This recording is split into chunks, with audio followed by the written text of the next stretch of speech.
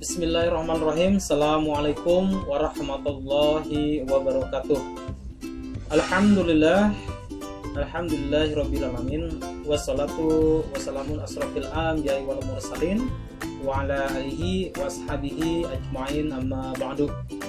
Puji dan syukur marilah kita panjatkan kehadirat Allah Subhanahu wa taala, Tuhan yang Maha Esa, atas semua nikmat yang diberikan kepada kita semua, sehingga pada kesempatan yang berbahagia ini Bapak bisa bertemu dengan kalian semua dalam kegiatan pembelajaran IPA dalam belajar dari rumah ya pada pagi hari ini. Pertama ingin Bapak tanyakan kepada kalian bagaimana kabarnya kalian ya, mudah-mudahan semua dalam keadaan sehat walafiat ya. Sama halnya seperti Bapak di sini, alhamdulillah Bapak pun juga sehat-sehat saja ya. Dan berharap semua ya masyarakat di Indonesia juga sehat-sehat semua. Anak-anak, kali ini kita akan kembali melanjutkan kegiatan pembelajaran tentang organisasi kehidupan. Minggu yang lalu kita sempat melakukan kegiatan BDR dengan Zoom meeting, tetapi karena memang ada problem, akhirnya kegiatan pembelajaran dengan Zoom meeting kemudian diganti dengan quiz ya. Yang belum mengerjakan kuis silahkan dikerjakan ya, nanti akan Bapak share kembali melalui link yang akan Bapak berikan.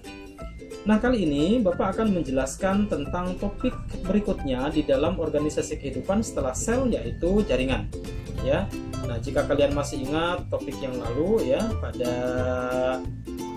materi organisasi kehidupan, nah ya, maka sel di sini ya berada pada hierarki yang paling bawah. Kemudian berikutnya adalah jaringan. Setelah jaringan yaitu organ, sistem organ, dan makhluk hidup ya. Bapak sudah menjelaskan tentang sel ya, definisi sel, bagian-bagian sel, kemudian perbedaan antara sel hewan dengan sel tumbuhan juga sudah Bapak jelaskan ya. Nah, apa yang dimaksud dengan jaringan ya, kita lihat baik-baik. Perhatikan dari display yang Bapak munculkan di sini ya. Nah, jaringan merupakan kumpulan sel yang memiliki bentuk dan fungsi yang sama. Ya, artinya jika sel-sel yang memiliki bentuk dan fungsi yang sama berkumpul, dia akan menghasilkan fungsi tertentu yang disebut dengan jaringan. Nah, jaringan ini ada pada siapa saja?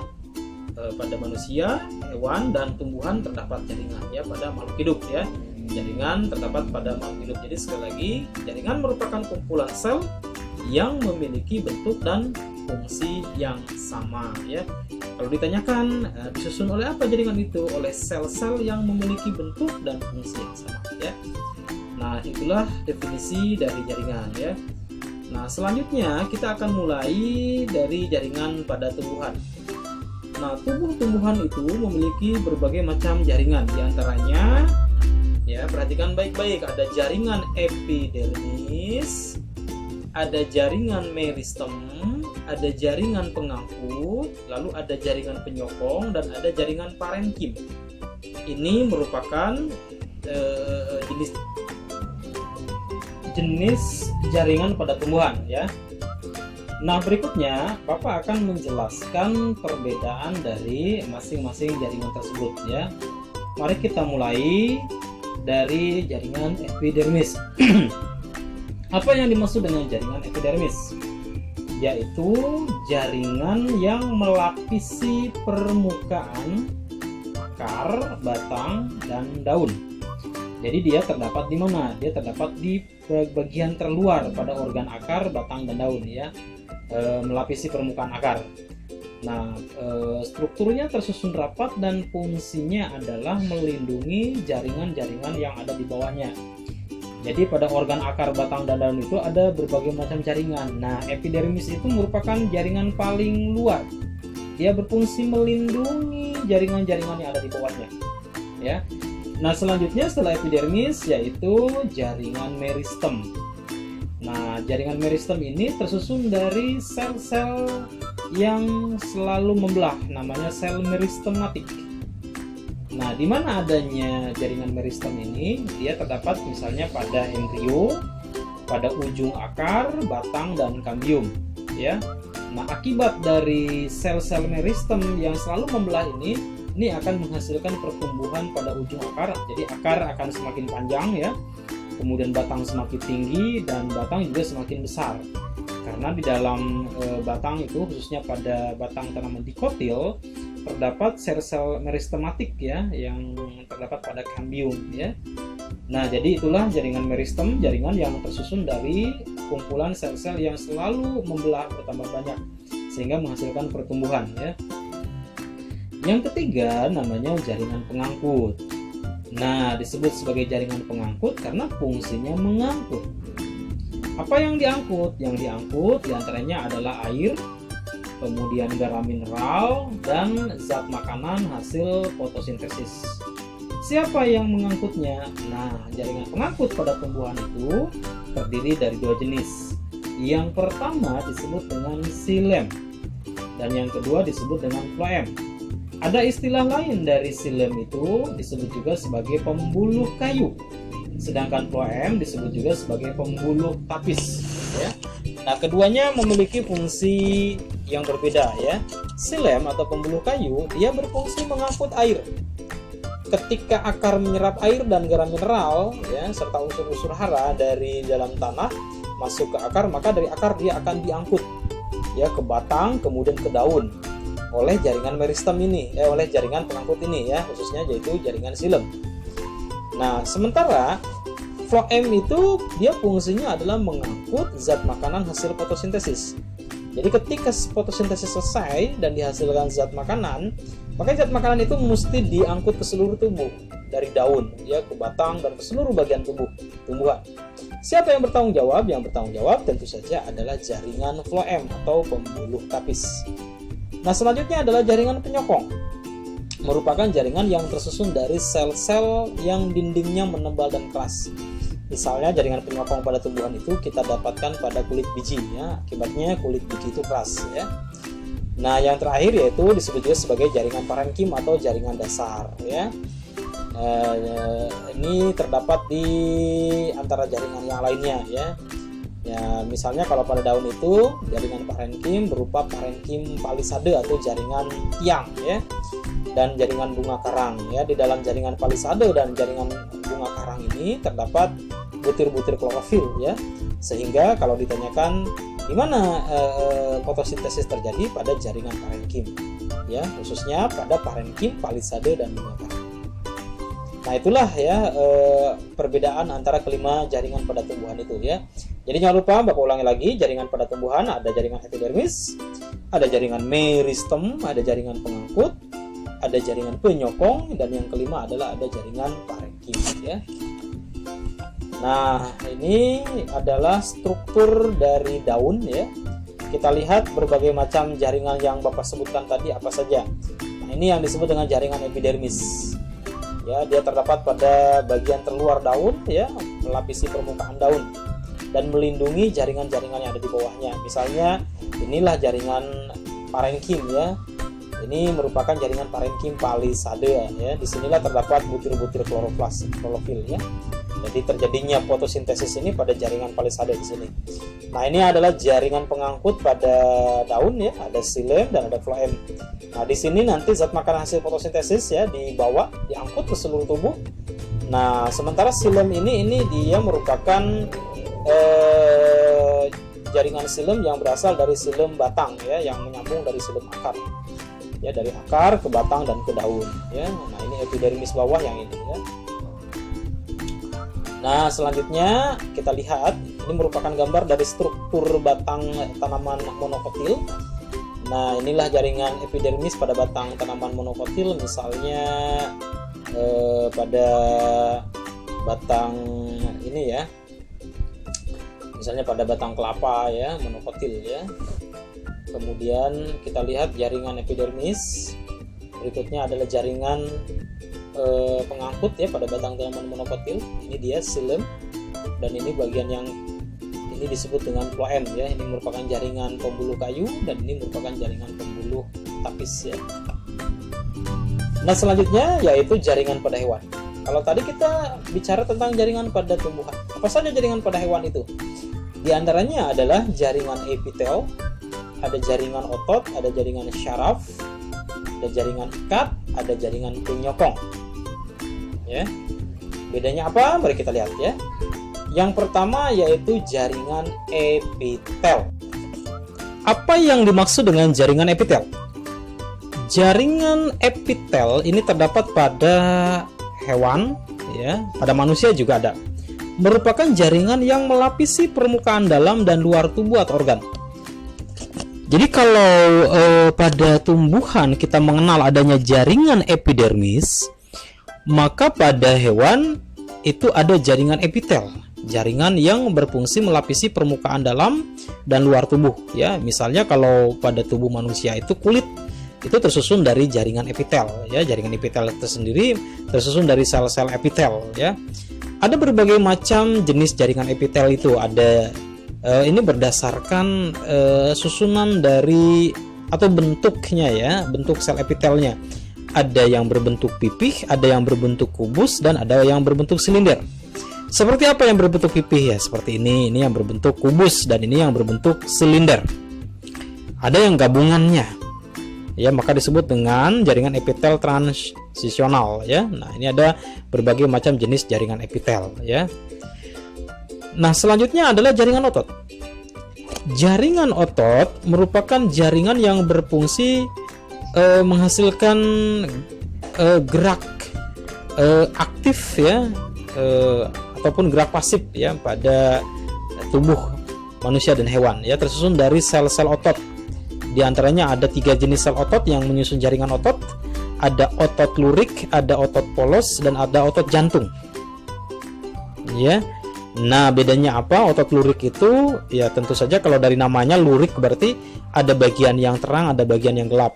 Ya. Kemudian banyak memiliki inti sel, ya. Misalnya otot lurik itu kita temukan pada bisep, ya, di tangan ini, ya. Ini ada otot lurik, ya. Dia disebut juga sebagai otot rangka, ya. Kemudian yang kedua adalah otot polos, ya. Otot polos itu merupakan sel otot yang cirinya memiliki satu inti di tengah, ya. Nah, berbentuk, kalau ini tadi berbentuk silindris, kalau sel otot polos dia berbentuk gelendong.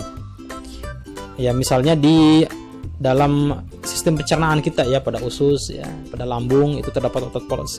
Nah, selanjutnya adalah sel otot jantung. Nah, bentuknya seperti otot lurik tapi cara kerjanya seperti otot polos. Ya. Nah, gitu, ya. Kalau otot lurik dia menghasilkan gerak yang disadari, ya, gerak sadar. Nah, kalau otot polos itu menghasilkan gerak yang tak disadari. Nah, otot jantung itu bentuknya seperti otot lurik, ya, cara kerjanya seperti otot polos. Ya, tidak dipengaruhi oleh kesadaran, ya. Nah, kemudian yang berikutnya ada jaringan syaraf. Jaringan syaraf ini berfungsi untuk menerima dan menanggapi rangsangan, ya. Koordinasi pada tubuh kita bergerak, ya, melihat, mendengar, mencium, ya, merasakan, itu tidak dapat dipisahkan dari fungsi jaringan syaraf, ya. Ada di dalam seluruh alat indera kita, di mata, di hidung, di lidah, ya, di telinga, itu terdapat jaringan syaraf, ya. Tersusun dari sel-sel syaraf. Nah, ini adalah gambar dari sel syaraf atau neuron, ya. Nah, neuron ini terdiri dari struktur berupa dendrit, ada badan sel, ada akson, dan ada mielin, ya. Ini merupakan sel syaraf, ya. Nah, kemudian yang berikutnya adalah jaringan ikat. Jaringan yang menghubungkan bagian tubuh dengan bagian tubuh yang lain. Misalnya adalah ligamen dan tendon, ya. Misalnya tendon ini menghubungkan antara tulang lengan atas dan lengan bawah, ya. Kemudian ini ligamen, ya. Nah, ini pada ruas-ruas tangan kita. Itu dia. Kemudian yang berikutnya adalah jaringan penyokong yang merupakan jaringan yang berfungsi memberi bentuk tubuh, melindungi tubuh, dan menguatkan tubuh, ya. Misalnya tulang, ya. Tulang itu merupakan tersusun dari jaringan penyokong, ya. Nah, jaringan penyokong itu sendiri terdiri dari sel-sel tulang. Ada 2 jenis sel tulang yang perlu diketahui. Yang pertama adalah sel tulang keras yang menghasilkan tulang keras. Misalnya tulang keras itu, ya, tulang tengkorak yang melindungi otak kita, ya. Kemudian ada tulang rusuk yang berfungsi untuk melindungi jantung kita, ya. Dan tulang-tulang yang lain, misalnya ada tulang betis, tulang kering, ya. Yang kedua adalah tulang rawan yang tersusun dari sel-sel rawan, ya. Misalnya tulang rawan itu kita temukan di hidung ya, dan kemudian di cuping telinga. Nah, ini tersusun dari sel-sel tulang rawan ya. Bedanya dengan sel tulang keras ya.